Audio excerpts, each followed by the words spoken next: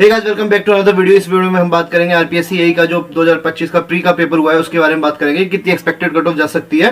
तो भाई काफी लोगों को डाउट आ रहा था, कमेंट सेक्शन में भी पूछ रहे थे कि भैया मेरे इतने मार्क्स आ रहे हैं, क्या मैं क्वालिफाई होऊंगा। और भाई कुछ लोग ने तो हद कर दिए, भाई एससी में है, एसटी में फिर भी, और 160 170 मार्क्स आ रहे हैं फिर भी पूछ रहे हैं, भाई मजे ले रहे हैं बेसिकली कि भाई मेरे इतने नंबर आ रहे हैं, क्या मैं कट ऑफ निकाल लूंगा।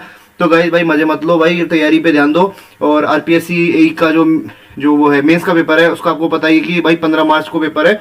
तो भाई उसके लिए तैयारी में लग जाओ। अगर आपको लगता है कि आप खुद नहीं पढ़ सकते हो तो किसी भी अच्छी कोचिंग को लगा लो, जैसे कि मेडिजी हो गई या फिर जोनटेक हो गई, जो भी राजस्थान के उसके लिए मैं बता रहा हूँ, जोनटेक हो गई या फिर निम्बस वगैरह, जिसकी भी आपको लगानी है उसकी कोचिंग आप लगा लो। और अगर कोई बच्चे ऐसे होते हैं जिनको लगता है कि मैं खुद पढ़ सकता हूँ और उनको समझ में आता है देख के पढ़ने से, तो वो वहां से बुकलेट ऑर्डर कर सकते हैं। और ईएससी के जो मेंस वाली जो कन्वेंशनल वाली जो बुक है वो आप ऑर्डर कर सकते हैं और खुद पढ़ सकते हैं। बेसिकली हिंदी और सोशल एस्पेक्ट को भी हल्के मत लेना, क्योंकि उसमें भी काफी लोग फेल हो जाते हैं।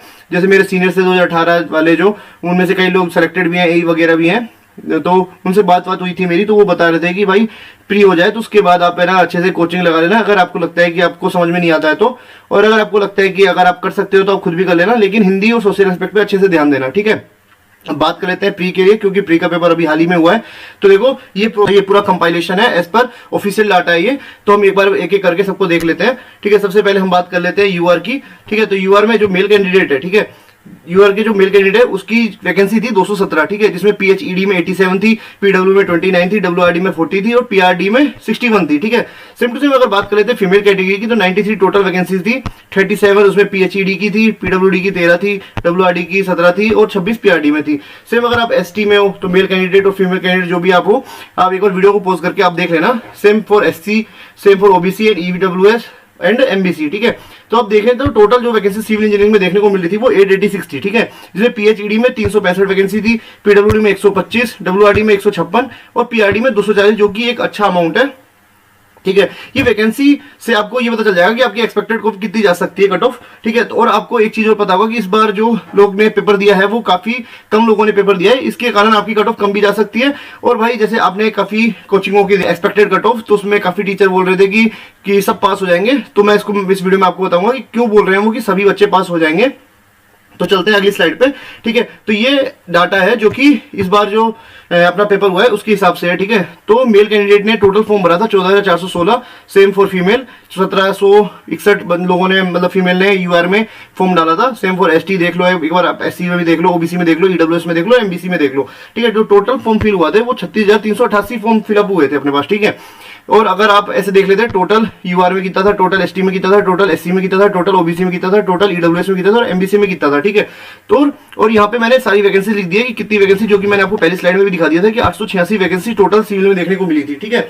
और अब देखो क्या होता है कि जैसे 217 वैकेंसी है तो आरपीएससी क्या करता है कि 15 गुना बच्चे को पास करता है, ठीक है। तो एज पर 217 आपके जो कैंडिडेट जो प्री निकालेंगे वो होंगे 3255, ठीक है। सेम आप देखेंगे कि यूआर जो फीमेल थी उसमें 1895 बच्चे पास होंगे, ठीक है। ये पूरा एक बार डाटा देख लो आप, जो जिस भी कैटेगरी में आप एक बार पूरा डाटा देख लेना। इसमें जो ग्रीन मार्क है वो मैं आपको ये दिखाना चाह रहा हूँ कि जैसे इस बार जो अटेंडेंस थी, जो बच्चे पेपर में प्रेजेंट थे वो ये थे, और वो ऑफिशियल डाटा था कि 47% बच्चे ही प्रेजेंट थे पेपर में। तो मैंने एक एवरेज ले लिया है कि टोटल जैसे 3000, जैसे अपना टोटल फॉर्म फिल किए थे 16,174, उसका 47% मैंने ले लिया, जो कि 6,843 हो रहा है, ठीक है। सेम फॉर मैंने गर्ल्स के लिए भी किया है, एसटी के लिए भी यही किया है, एससी के लिए भी यही किया है, ओबीसी के लिए भी यही किया है, ईडब्ल्यूएस के लिए भी मैंने यही किया है, सेम फॉर एमबीसी मैंने यही किया है, ठीक है। अब आप देख सकते हो जो ग्रीन मार्क है वो देख लो एक बार कि जैसे 836 वैकेंसी है जैसे गर्ल्स की, ठीक है, उनको 836 बच्चे प्रेजेंट थे और उनको पास ही करना है 1395, ठीक है। मतलब ये सारी लड़कियां तो पास है, जो भी पेपर दिए हैं सारी लड़कियां पास है। अब जो ये बच गया 300-400 जो बच गया, अब वो मेल कैटेगरी वाले इसको फिल करेंगे, ठीक है।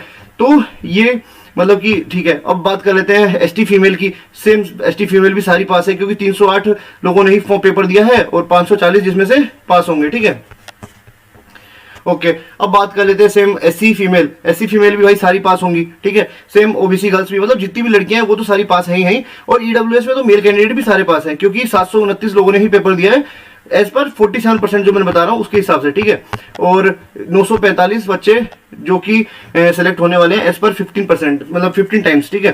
तो टोटल अगर देखें तो 13,290 उनको पास करने हैं 15 गुना बच्चे लेने के लिए, लेकिन पेपर ही केवल 17,271 लोगों ने ही पेपर दिया है। ठीक है, इसमें एक क्राइटेरिया और आ जाता है, जैसे कई बार क्या होता है कि एसटी की कट ऑफ ज्यादा चल जाती है जनरल से। तो पिछली बार शायद उन्होंने हाईकोर्ट में कोई केस वेस किया था जिसके कारण उन्होंने कट ऑफ को कम किया था। और इसमें ऐसा भी होता है कि मान लो जैसे काफी कोचिंग वाले बोल रहे थे, आप एक बार इसको कंफर्म भी कर लेना, जैसे कि वो बोल रहे थे कि मान लो कि एसटी की कट ऑफ गई है 110, एक एग्जांपल ले लेते हैं। ठीक है, जनरल की कट ऑफ गई है 90। ठीक है, तो जैसे जो बच्चे एसटी के 90 से ऊपर वाले हैं लेकिन 110 से नीचे नहीं है, तो वो जनरल में क्वालिफाई कर जाते हैं। इसका मेरे को लगा नहीं सेंस, लेकिन वो लोग बोल रहे थे तो शायद ऐसा होता हो, क्योंकि वो बोल रहे थे कि आरएस में जो बच्चे पास हुए हैं वो 15 गुना ना लेके 17 से 18 गुना बच्चे पास हुए हैं। वो भी इसी वजह से, क्योंकि जैसे एसटी में हो गया या फिर ओबीसी में हो गया जिनकी कट ऑफ जनरल से ज्यादा थी, उसको जनरल के बराबर लाने के लिए उनको पास किया गया था उन बच्चों को। तो डाटा 15 गुना नहीं, 15 से 17 गुना, 18 गुना भी आरएस में पास हुए हैं। इसके हिसाब से अगर आप देखो तो आप ज्यादा से ज्यादा बच्चे मेरे को लग रहा है कि प्री निकाल लोगे, और जितने भी प्री दिए थे वो सारे पास हो जाएंगे। और एक और फैक्टर इसमें यह है कि मान लो जैसे कोई बच्चा एसटी का है या फिर एससी का है या फिर ईडब्ल्यूएस का है, और मतलब कुछ ओबीसी, मतलब सारे नहीं, कुछ ओबीसी वाले भी, उनमें मतलब जो अटेंडेंस होगी वो ज्यादा से ज्यादा होगी, क्योंकि मान लो प्री में तो अपन को रिजर्वेशन का फायदा नहीं मिलता है, लेकिन आगे वाले स्टेप्स में आपको देखने को मिल जाएगा। तो इसमें अटेंडेंस ज्यादा होगी, मतलब 47 से जाके 55, 56 तक भी जा सकती है। लेकिन जैसे यूआर में क्या है कि आप सभी को पता होगा कि सेम डे यूपीपीएससी एई का भी पेपर था, मेंस का, तो उसमें जनरल के काफी बच्चे नहीं आए थे। तो मुझे लग रहा है कि ये जो 47% है, इसमें अगर पर्टिकुलर जब अगर ये कैटेगरी वाइज जब डाटा आएगा तो ये मेरे को लग रहा है यूआर में और कम होगा। मुझे लग रहा है ये 40 तक भी जाएगा, 39 से 40% भी जाएगा। तो ये जो 6,843 दिख रहा है ये आपको और नीचे आता दिख जाएगा, 5,000 से 6,000 के बीच में ही रहेगा। तो इस हिसाब से लगभग सारे के सारे कैंडिडेट जिन्होंने प्री दिया है वो सारे पास हो जाएंगे।